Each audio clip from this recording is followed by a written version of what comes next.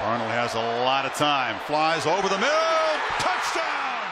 I'm leaving on a jet plane. Don't know when I'll be back again. I've finally gotten around to watch all the tape that I wanted on Sam Darnold, and let me tell you something.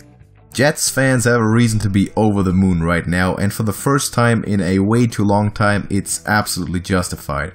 They got Sam Darnold at a discount in the draft, picking him 3rd overall after the Browns opted for Baker Mayfield at 1. I already gave my well-liked opinion on that already in the previous video. And the Giants drafted Saquon Barkley and went best available. Now, Darnold is not the most polished quarterback in this class. That title would fall on Josh Rosen. He doesn't have the arm of Josh Allen or the speed of Lamar Jackson, but what he is the definition of a prototypical QB. One that every NFL head coach would kill for to have on their roster. As a matter of fact, after getting down with his tape, he was my highest graded quarterback coming out of college since Andrew Luck entered the league from Stanford in 2012. And I will give you a sneak peek into my judgment on that by showing you one play in particular that shaped my opinion of him significantly. To me, his NFL comparison from a point of raw ability most closely resembles Matthew Stafford, in terms of being able to make every throw on the football field and excelling in the most hectic situations when it's all on the line, though I see Darnold as having even more upside than Stafford when it comes to joining the elite of the elite in the NFL. Part of this is that his biggest weaknesses are strengths in a way, because the categories where he lacks are all rather easily fixable. Turnovers being by far the biggest of those, and I'll be honest here, it wasn't always pretty to look at. He suffers from what I call the Jameis Winston syndrome. He's being reckless in certain throws, resulting in a bunch of avoidable INTs during his college career. He also needs to stop holding the ball like a loaf of bread in the pocket. However, these are just minor disciplinary issues and are easily fixable by competent coaching and enough reps, which I have no doubt the Jet staff will be able to provide for him. Let's get into the gusto though, the real potential that I see in him. Besides all the superficial stuff, the above average mobility, playmaking ability on the move and when the stuff breaks down around him, and having all the physical measurements that you can ever want, I think his football mind and instincts are further developed as he gets credit for most of the time. I would like to show you this play that particularly stood out to me. With 30 seconds to go in the 4th quarter and trailing by 3, Darnold completes this 21-yard pass to his running back Stephen Carr.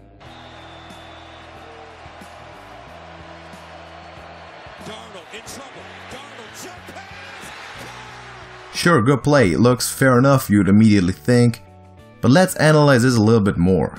I spent probably about a half an hour repeating just this play when I was watching the USC vs Texas game tape, and it gave me a lot of insight about Darnold's instincts. They're at midfield and have only one timeout remaining. This play should either be fairly deep or stop the clock, and Darnold is aware of that. USC is lined up in an even spread formation from the gun here, and they are running a smash concept on both sides of the field. This consists of a 5-yard hitch by the outside receiver along with a deep corner route over the top of it by the slot. This is a design play to beat cover 3 zone by creating a vertical stretch for the underneath defender in the flat and basically making him choose who to cover. Typically his responsibility is to stay with the quick hitch, allowing the corner route to get wide open over the top of him. Calling this play here makes sense for USC as it gets the ball to the sideline for a good chance to get out of bounds and stop the clock. Texas is playing cover 2 man though, meaning that all receivers are directly covered by an opposing defender with 2 deep safeties, in this case very deep, to help with the long ball. They're also sending an overload blitz from the right side. As you can see, all 4 defenders that will be rushing the passer are lined up to their right side of the football. Watch Darnold's head here right before he hikes the ball. He sees the pressure coming and knows that there is no tight end or running back on that side to pick it up. As the play progresses, he feels Malik Jefferson coming unblocked from his blindside and avoids the sack by stepping up in the pocket at the exact right moment, all the while keeping his eyes downfield the entire time. This allows Darnold to diagnose the coverage as man, and he jumps up behind the offensive lineman who is now right in front of his face, and still delivers a perfectly placed touch pass to his running back who is actually just his check down option on this play. You see, Stephen Carr is running what's known as a Texas route here. He's running it rather flat because he too knows that Darnold won't have too much time to throw it. Carr is able to beat the linebacker, covering him inside with his speed, and brings USC into field goal range. Let's review this again once more. Here's what Sam Darnold just did within less than 2 seconds. He read the coverage on the play, IDing it correctly as 2 men under. He saw the pressure before it happened and felt it coming subconsciously while he's in the pocket. Most quarterbacks would have the immediate need to scramble out to the right in this situation, as it seems completely open with no defenders there at all. That would be almost everybody's first instinct when presented with a defense like this. Not Darnold though. He processes all of this information so fast that he knows not to scramble. The route concept on the outside won't beat the coverage that he is facing, and he can't throw it across his body later to a check down while being chased to the sideline. Making this decision and ultimately this play is incredibly difficult and shows just how wise he really already is about the game of football. Normal people don't do this, especially given the circumstances. He knows what's happening, he makes a snap decision on how to beat it, being aware he can't risk a sack or turnover, not to mention he throws the perfect ball while in the air with no base of support under his feet. The Trojans went on to win this game, by the way.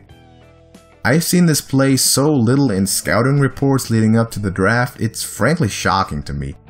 Plays like this tell you so much more about a prospect than watching them hit wide open go routes for 80-yard touchdowns in the second quarter against Missouri Southern. This play here tells me the Jets are in for a good time in the long run, one they haven't experienced in decades. Add to that the inevitable fall of the Patriots empire coming up sooner rather than later, Gang Green is a hotshot candidate to make waves with their newfound favorite son very soon.